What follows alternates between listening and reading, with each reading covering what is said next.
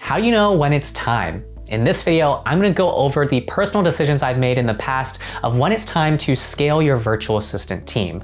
I'll go over 3 key questions that I've asked myself when making this decision for myself, as well as the different situations I found myself in and how I set up my new teams of virtual assistants up for success and measured whether or not they were successful. By the end of this video, you'll have a much more clear idea as to whether or not it's time for you to make the call to bring on an additional virtual assistant onto your team. I'm Will, and if you're new here, I hope that you'll consider subscribing. By doing so, you'll get new content around sales, digital marketing, and entrepreneurship every single week as I take you from zero to self-starter.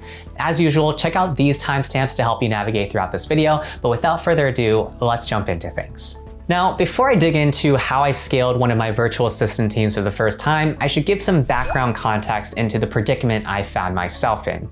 At that point in time, I was running a blog in which the company blog was a major inbound lead generator, and I had a virtual assistant that we'll call Harry. And Harry was a great virtual assistant in that he would give me a few hours every single week just doing some general WordPress maintenance. He would do things like take the works that my writers had created and upload them into WordPress so that they were ready to go for publication on Mondays, Wednesdays, and Fridays. However, because I scaled my writing team to be 10 to 20 writers at a time, each of these writers were creating anywhere from 1 to 5 content pieces every single week. This naturally led to a content bottleneck in which, until I actually had the time to approve every single one of these posts, Harry was not actually going to upload them and publish them into our content calendar queue. I also knew at the time that Harry wasn't particularly strong as an editor in terms of his own personal skills and strengths, and so I couldn't necessarily just delegate that task to Harry to complete for me.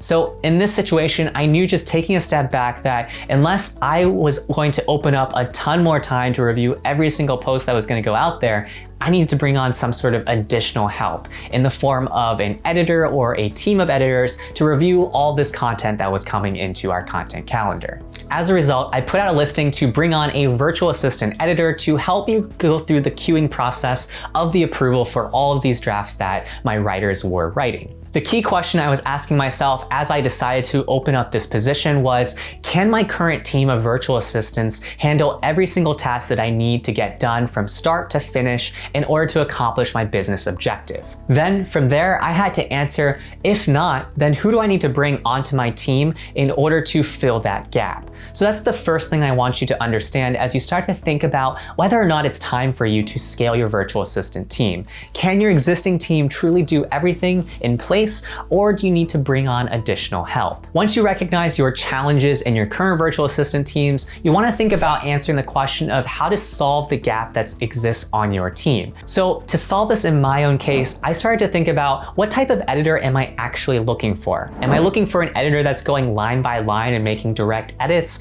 Or am I looking for an editor that's just a quality assurance editor to make sure that my writers aren't writing anything out of line or out there that might not want to be published?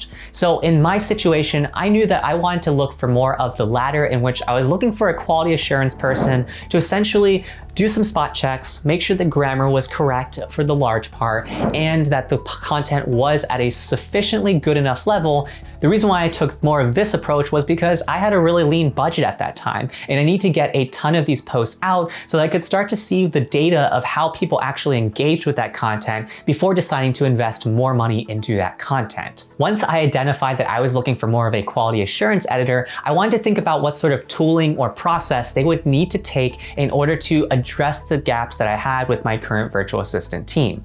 I had to think of things like, were they going to use tools like Grammarly, or what exactly would they be looking for as they worked through each of these posts in doing this sort of QA check. I spent an afternoon writing all of those guidelines out, for example, making sure that certain things were always referenced, making sure that certain things were never referenced, and so on. And then by the end of that day, I had a how-to guide that was essentially how I personally would go about checking quality assurance for these articles that needed to go out on our company blog. From here, I went onto Upwork and created a request for proposal in which I opened up applications for people that might be interested in my virtual assistant editor job. To test them out, I would give them a paid test task in which they would go through some sort of previous article that had already been published on our blog so they could give me feedback as to what they would either improve or edit about that particular piece. By having them do this, I better understood what exactly they were going to bring me in terms of additional value to my virtual assistant team. This leads me to the second big question you want to ask yourself as you're scaling your virtual assistant team, which is what additional value can this new virtual assistant bring to my business or project? You need to have a really solid understanding of what exactly each new team member is bringing to your team. Because if they're not bringing anything new,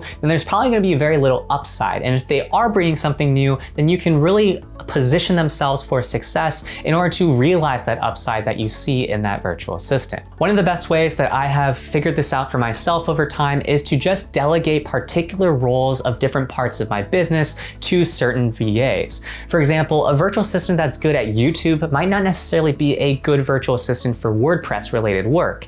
Instead, I will just have one VA that does WordPress stuff and another one that does YouTube stuff and so on. By delegating into respective domains, you will mitigate some of the risk in terms of if you have any turnover on your team, and also you will be able to allow your virtual assistants to truly specialize in on the work that you are tasking to them. By the way, if you're finding this video helpful, do me a favor and hit that like button below. By doing so, you'll help more people like yourself find this video. The final phase when it comes to scaling up your virtual assistant team is being able to answer the question of how I measure success for my new team. Ultimately, you need to have some sort of output goal behind the reasons of why you scaled your team. For example, if your goal was to double your blog output from 25 posts a month to 50 posts a month, you want to see how close you got to actually hitting or overachieving on that goal after you've brought on your new team. By doing this, you'll be able to answer whether or not the results speak for themselves. Did, for example, bringing on that new virtual assistant for that editor actually allow us to reach our doubled output goal? And if not, do we need more bandwidth, less bandwidth? What's the situation there? When you take a step back to reflect on all of the personnel decisions that you've made, you'll be able to become better at making quicker decisions and also understanding the constraints of your team as they go through different levels of growing pains. Sometimes you'll need to hire more people and you'll actually overhire. So the next time around, you will know that you shouldn't hire as many people as you did that other time. It's only when you do this sort of active reflection though, after you've scaled up a team or scaled down a team, that you will actually start to better understand the limits of a team and a team that you are building. Ultimately, it really doesn't matter what business you're in. There are highs and there are lows to every single business. And so reflection is one of the easiest ways that you can kind of check yourself in both those highs as well as those lows in whatever it is that you are working on. This leads me to the third question you want to ask yourself as you scale your virtual assistant team, which is, was it the right decision to scale up my team? The answer to this question should be a straightforward yes or no. It's either yes or no, and there's no wishy-washy maybe it was the right decision.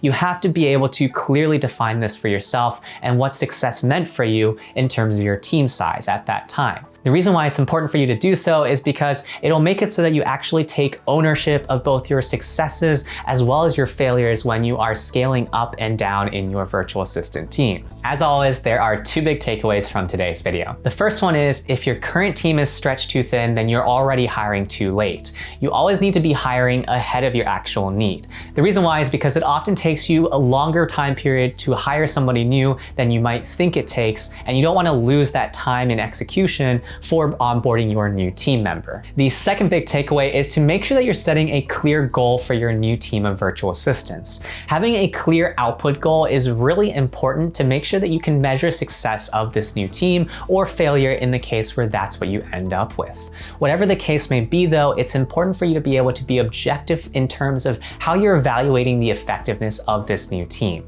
Now it's your turn. Tell me in the comments below, how big is your virtual assistant team right now? I love hearing from you guys, and I read and try to respond to every single comment. If you want more sales, digital marketing, or entrepreneurship content every single week to level up your business skills, hit that subscribe button below. And if you got value out of this video, do me a favor and smash that like button below. It helps this video get discovered by more people. Lastly, you might enjoy my free virtual assistant jumpstart kit, which I'll leave a link to in the video description below. In it, I go over a ton more tips that I've learned over the years of hiring virtual assistants and bringing them to help me scale my different projects. In my next video, I'm gonna be talking about how to know when it's time to fire a virtual assistant. In the meantime though, check out these videos that YouTube thinks you might like.